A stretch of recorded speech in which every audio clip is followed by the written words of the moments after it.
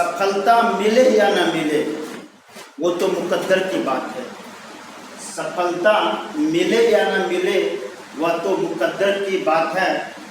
हम कोशिश भी ना करें यह तो गलत बात है। चलो आज हम आप लोगों को यूट्यूब चैनल के माध्यम से आपके सामने स्पोकन क्लास प्रस्तुत करने जा रहा हूँ। जो छात्र यह चैनल को देखना चाहते हैं, स्पोकन की दुनिया में बेहतर परफॉर्मेंस करना चाहते हैं, तो गुप्ता क्लासेस आपको ज्वाइन करना पड़ेगा और सब्सक्राइब जरूर करें।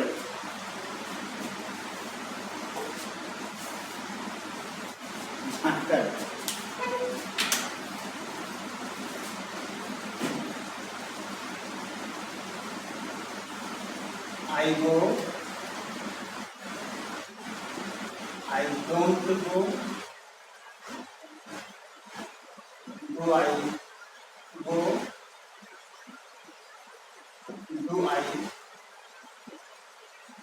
not go,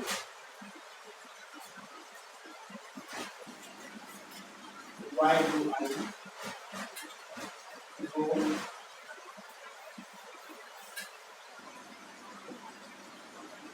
why do I not। जैसा कि आप टेंस भली भांति समझ चुके हैं, टेंस में present tense, past tense, future tense आपको कंप्लीट कर दिया गया। आज हम आपको सिंपल प्रेजेंट टेंस का 6 भाग बताना चाहता हूँ।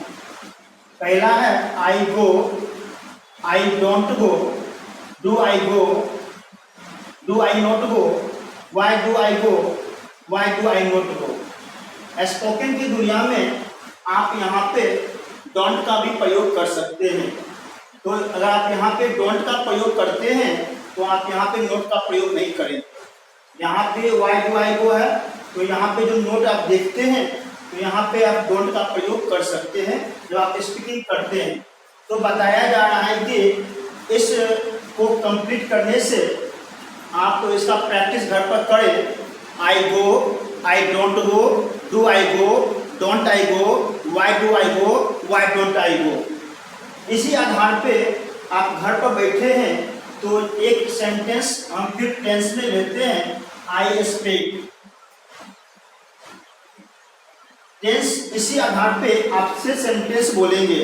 I speak, I don't speak, do I speak, don't I speak, Y do I speak, Y don't I speak. लगभग 10 सेंटेंस को आपको कंप्लीट करना है। इससे आपका धीरे धीरे बोलने का अभ्यास हो जाएगा। स्पोकन को सीखने के लिए आपको पैशेंस रखना पड़ेगा।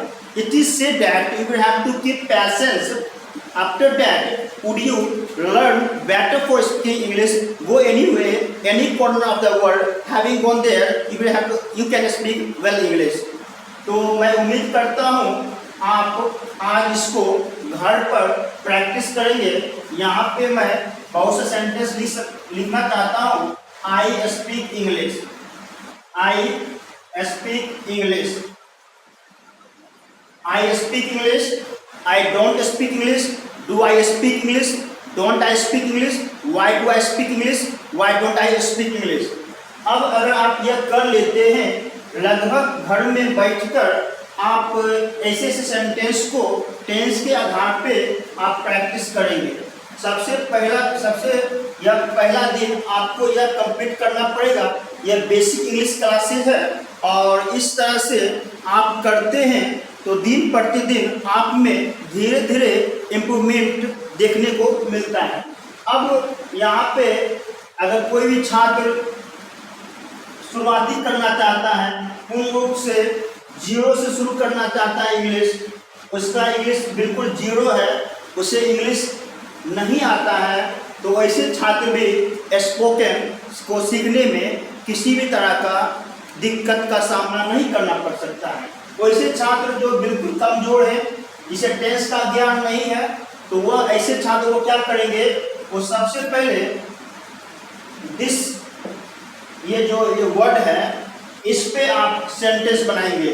जिस तरह से आप रूम में बैठे हुए हैं, this is dot dot dot. अगर दिस इज के बाद कोई अनकाउंटेबल नाउन लेते हैं तो याद रखिएगा उसके पहले हम आर्टिकल का प्रयोग नहीं करते हैं।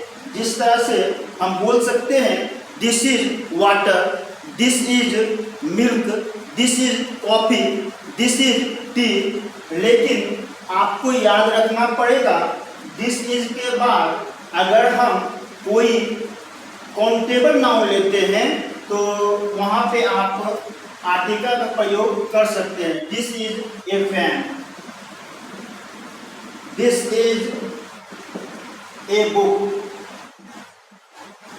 इस तरह से आपको यह भी 10 मिनट लगातार करते रहना होगा।